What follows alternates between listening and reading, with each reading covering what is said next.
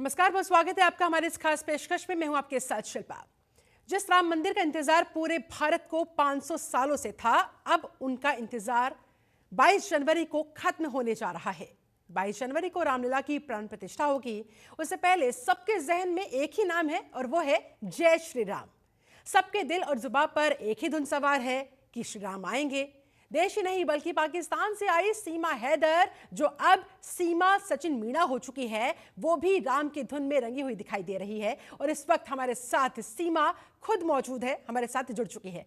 तो इस समय हमारे साथ सीमा अपने पति सचिन मीणा के साथ और सुप्रीम कोर्ट के अधिवक्ता एपी सिंह साहब भी हमारे साथ जुड़े हुए हैं। जल्दी उनसे बातचीत के सिलसिले को आगे बढ़ाएंगे। ये कुछ तस्वीरें हम आपको दिखा रहे हैं सीमा की, पाकिस्तान से भारत आने के बाद वो किस तरह से हिंदू धर्म को अपनाती हुई दिखाई दी, हिंदुओं के तमाम त्योहार मनाती हुई दिखाई दी। चाहे हरियाली तीज की हम बात कर ले, वो तस्वीरें भी हमने देखी थी, चाहे हम करवा चौथ की बात कर ले, या फिर जिस तरह से नवरात्रि के व्रत उन्होंने रखे और देवी देवताओं की स्तुति करती दिखाई दी।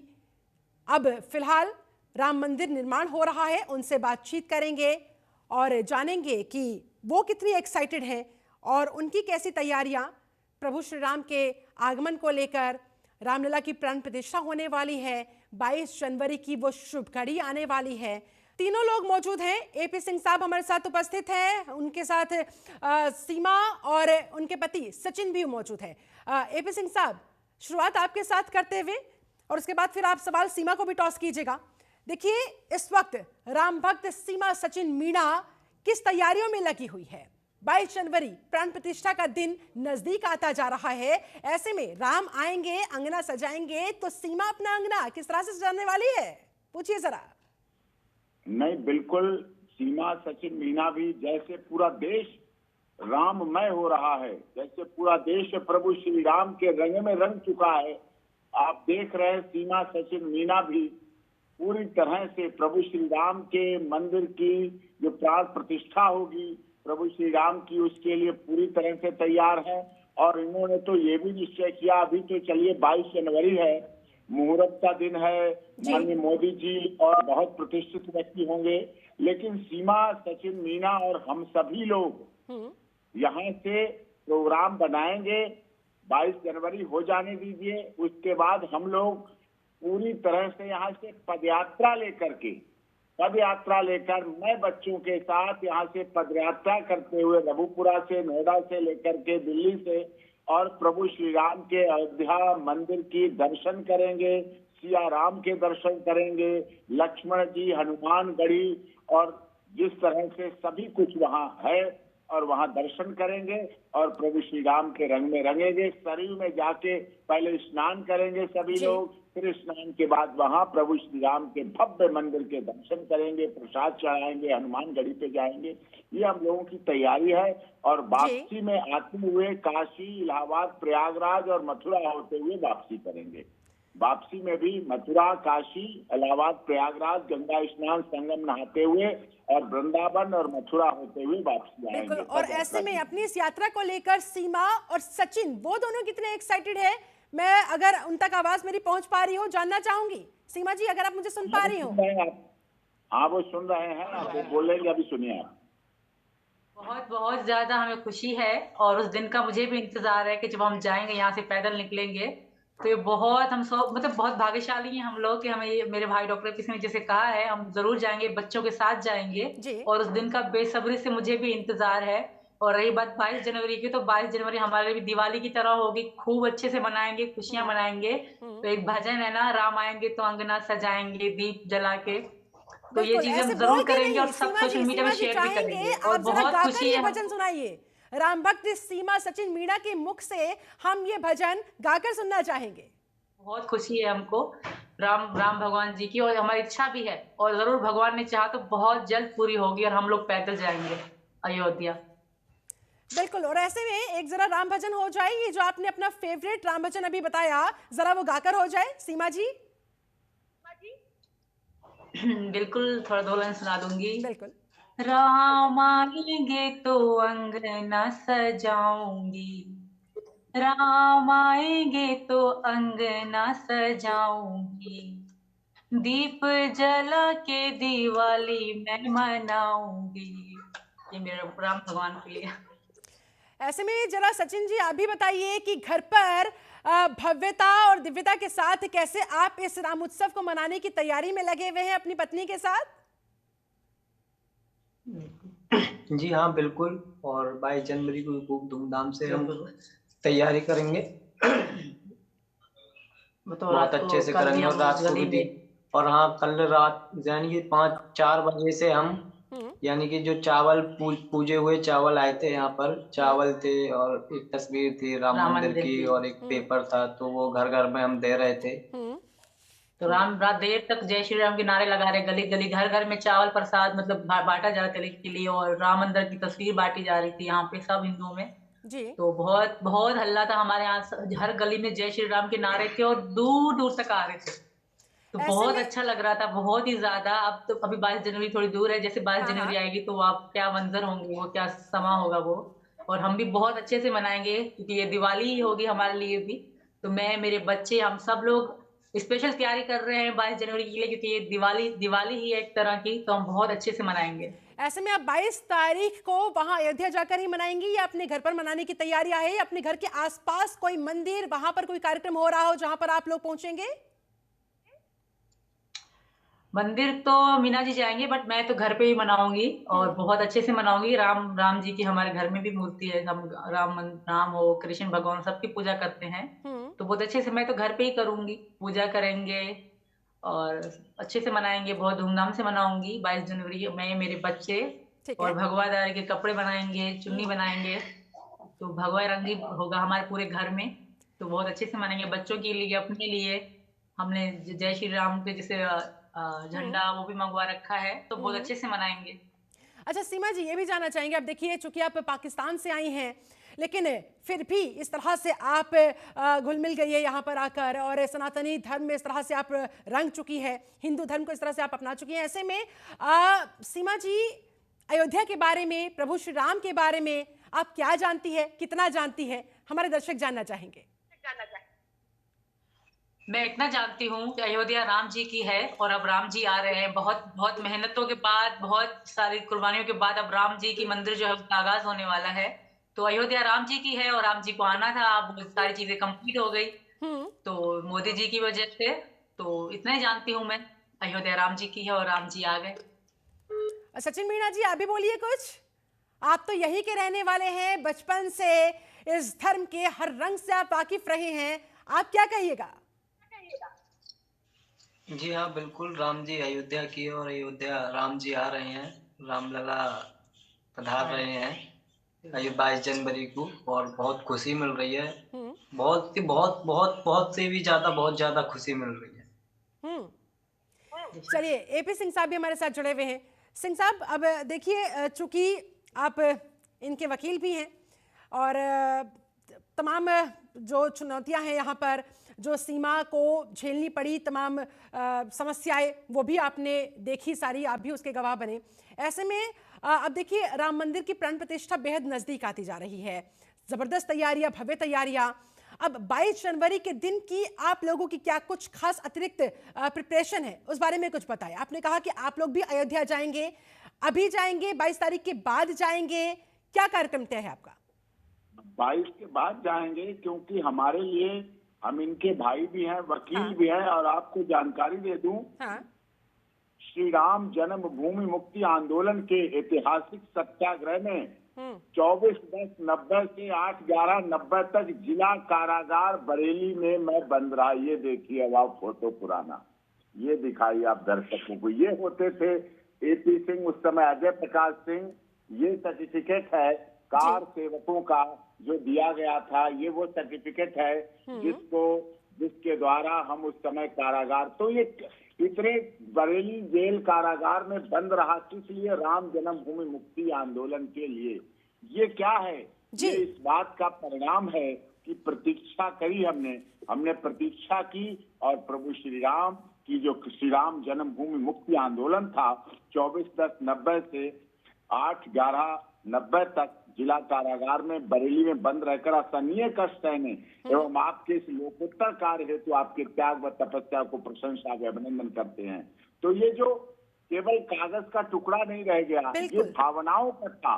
उस समय जब 18 साल का मैं हुआ था, सिर्फ और सिर्फ देखिए इससे उम्र 18 वर्ष सिर्फ हुई थी, तो उस उम्र के आधार पर देखिए कि उस कठिन परिश्रम को किया और आज सब देख रहे हैं। और प्रभु श्री राम के भव्य मंदिर की प्राण प्रतिष्ठा क्यों नहीं जाए? हम तो पैदल नहीं, हम तो घुटनों के बल भी जाएंगे और प्रभु श्री राम के दर्शन करेंगे, क्योंकि वहां यानी आप बता रहे हैं कि आप भी कार सेवक रहे हैं, आपने भी योगदान दिया है, आप भी इस आंदोलन का हिस्सा रहे हैं। तो ऐसे में अब आप ही से जानना चाहेंगे, देखिए बहुत सारे कार सेवकों ने उस दौरान अपनी जान तक की कुर्बानी दी, लेकिन आप कितने सौभाग्यशाली अपने आप को महसूस कर पा रहे हैं कि आज अपनी आंखों से आप ये सपना साकार होते हुए देख रहे हैं। कभी सोचा नहीं था, उस समय लगता था कि ये जेल में रहना और ये सब भी बेकार चला गया, कभी सोचा नहीं था। लेकिन हमारे देश की माननीय सर्वोच्च न्यायालय का हम दिल से धन्यवाद करते हैं और माननीय देश के प्रधानमंत्री और उत्तर प्रदेश के यशस्वी मुख्यमंत्री महाराज जी का, जिनकी 3 पीढ़ियों ने इस राम मंदिर के निर्माण के लिए अपना योगदान दिया। महंत दिग्विजय नाथ जी, महंत अवैधनाथ जी और महंत योगी आदित्यनाथ जी।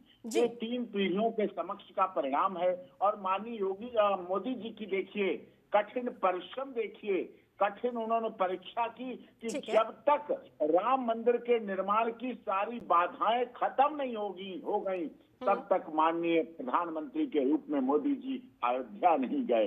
तब गए जब सारी बाधाएं दूर हो गई और सब कुछ। तो ये हमारे देश की रीति रिवाज परंपरा है। लेकिन दुख होता है हमें, आप बहुत वरिष्ठ पत्रकार हैं, जनतंत्र चैनल पूरी दुनिया में देखा जाता है और आप ग्राउंड जीरो पर भी रिपोर्टिंग करती हैं और मीडिया के चौथे स्तंभ को आपने बरकरार बना के रखा है। कुछ लोग आज भी राम को काल्पनिक, राम सेतु को काल्पनिक, प्रभु श्री राम को काल्पनिक, रामचरित्र मानस को गालियां, हिंदी सनातन धर्म को गालियां देने का जो लोग काम करते हैं, आज उन लोगों को जवाब मिल रहा है।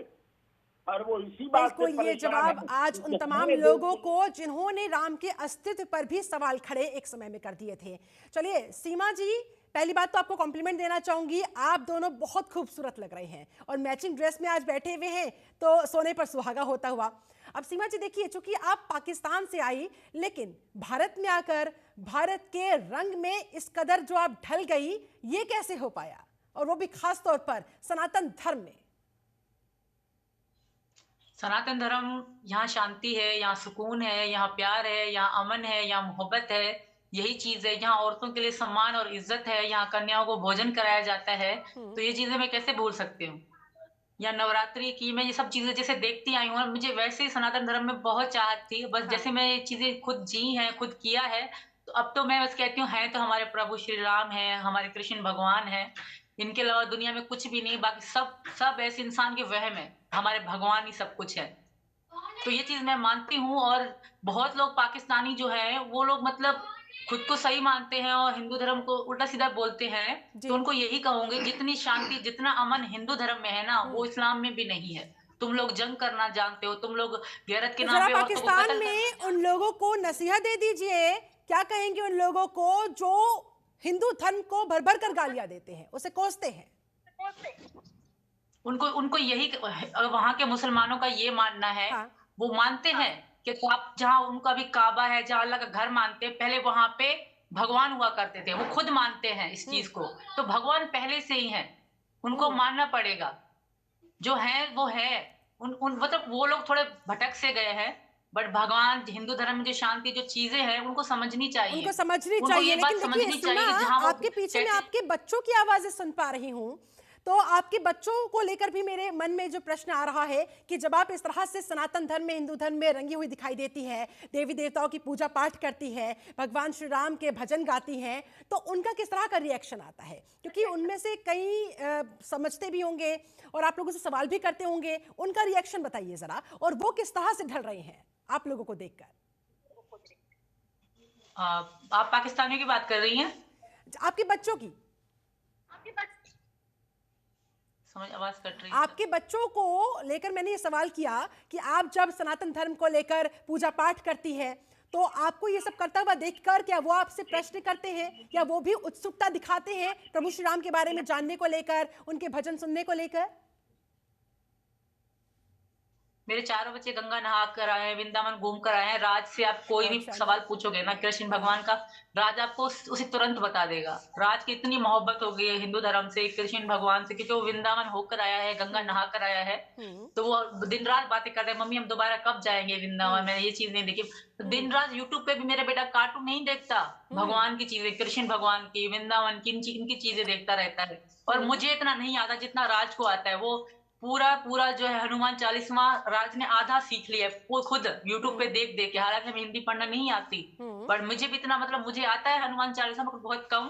राज मुझसे ज्यादा सीख चुका है। तो कहीं ना कहीं मैं हैरान होती हूँ कि मेरे बेटों को इतनी चाहत है हिंदू धर्म में। मुझे भी खुशी होती है, मेरी बेटियां, मेरे बच्चे जब हम पूजा करते तो हमारे पीछे आके बैठ जाते हैं, तो बहुत अच्छा लगता है। और सचिन, आप किस तरह से उनके साथ फिर कनेक्ट करते हैं? आप भी जरा अपना एक्सपीरियंस बताइए। एक बार दोबारा रिपीट सचिन, कीजिए। आप किस तरह से बच्चों के साथ जब पूजा पाठ करती है सीमा, तो आप कैसे उनसे कनेक्ट करते हैं? साथ ही देखिए, आपने कहा कि 22 तारीख के बाद आप लोग अयोध्या जाएंगे, आप जाएंगे, सीमा जाएंगी, क्या आप अपने बच्चों को भी साथ में लेकर जाएंगे? एपी सिंह साहब तो जाने ही वाले हैं, उन्होंने पहले ही बता दिया। हम सब लोग साथ जाएंगे, बच्चे, माता पिता, सीमा, सचिन, हमारा परिवार, सारे लोग ढोल बजीरा बजाते हुए जाएंगे, गाते हुए जाएंगे, हारमोनियम लेके जाएंगे। बिल्कुल, जय श्री राम करते करते जाएंगे, जय श्री राम। श्री राम करते हुए जाएंगे। बिल्कुल होना भी चाहिए। और ऐसे में देखिए सीमा, पाकिस्तान में रहकर कभी आपने सोचा था, कभी इस बात का इल्म था आपको कि हिंदुस्तान में आध्यात्मिक का एक ऐसा रंग भी हो सकता है, आध्यात्मिक उत्सव कुछ इस तरह से भी मनाया जा सकता है जो इस समय पूरे भारत में देखने को मिल रहा है? चारों तरफ जो माहौल है वो राममय हो चुका है। सोचा था कभी आपने? हाँ, आमतौर लोगों के दिमाग में गलत बातें होती है कि हिंदू धर्म में पूजा नहीं होती, हिंदू धर्म बहुत आसान है, ये है। बट हिंदू धर्म में हर चीज होती है। मैंने यहाँ आके देखा है, मुझे अब यकीन हो गया कि पाकिस्तान लोग सिर्फ बकवास और झूठी दिमाग में मन घड़ी गलत बातें करते थे कि हिंदू धर्म में ऐसा होता है वैसा होता है। नहीं, यहाँ अमन है, यहाँ शांति है, यहाँ बेटियों की इज्जत समान है, यहाँ मतलब हर चीज में एक अमन का मैसेज होता है, एक मोहब्बत का मैसेज होता है। यहाँ मैंने पूजा करी है, मैंने हर तरह, जो कृष्ण भगवान हो गए, राम भगवान, माता जी की, दुर्गा मैया की पूजा करी है, नवरात्रि में मैं वर्ती रही हूँ। तो मैं नहीं समझती कि जो वो लोग बातें करते थे, पाकिस्तान में बहुत उल्टा सीधा बोला जाता है हिंदू धर्म के लिए, भगवान जी के लिए, तो वो बकवास है। सबको कहूंगे ये बकवास है। और मेरे भगवान की वहीं पर मुझे चाहत थी, तो वो चाहत मुझे हिंदुस्तान ले आई है। मुझे भगवान ने सचिन मेरी जिंदगी में लाए हैं, क्योंकि मैं कृष्ण भगवान को बहुत मानती थी। मैं कहती थी, मतलब हर समय में उनकी वीडियो देखा करती थी, टीवी में चलता था तब तो एक ड्रामा चलता था कृष्ण भगवान का, राधे राधे। तो मैं वो दिन रात तेनाली ड्रामा वो बहुत देखा करते थे। लोग कहते थे, मुझे मत ताने मारती कि तुम ये क्यों देखती हो, भगवानों की चीजें क्यों देखती हो, क्यों देखती हो? हाँ। मैंने कहा मुझे अच्छा लगता है। ऐसे में मैं जानना चाहूंगी सीमा जी आपसे कि हिंदू धर्म की सबसे खास बात आपको क्या लगती है? सबसे खास चीज आपके दिल के ऐसी कौन सी करीब है जो आप इस तरह से खिंची चली आई? ये मोहब्बत है कृष्ण भगवान। तो प्यार है, सचिन का प्यार है, इस देश के लोगों का भी प्यार है। हाँ। जो सीमा आपके यहाँ की हो गई, इस राष्ट्रीय ध्वज की मान को रखा, भारत माता का, मेरा गांव, मेरी माटी, मेरे देश को अपना लिया। अगर सीमा ने इस देश की माटी का चंदन लगाया, अपने माथे पर तिलक किया माटी का, तो उसी माटी में अंतिम सांस तक जीने की सौगंध भी खाई कि सीमा अपनी आखिरी सांस तक, जीवन के आखिरी सांस तक, जब सीमा का अंतिम संस्कार होगा तो सीमा इसी माटी में मिल जाएगी, इसी पानी में मिल जाएगी, इसी धरती में मिल जाएगी और यही होकर रह जाएगी। और यही सीमा का संघर्ष, सीमा हैदर से राम भक्त सीमा सचिन मीणा तक का सफर। चलिए, बहुत बहुत धन्यवाद आपका एपी सिंह साहब, बहुत बहुत धन्यवाद सीमा सचिन मीणा। और सचिन मीणा, आपका भी बहुत बहुत शुक्रिया समय निकालने के लिए।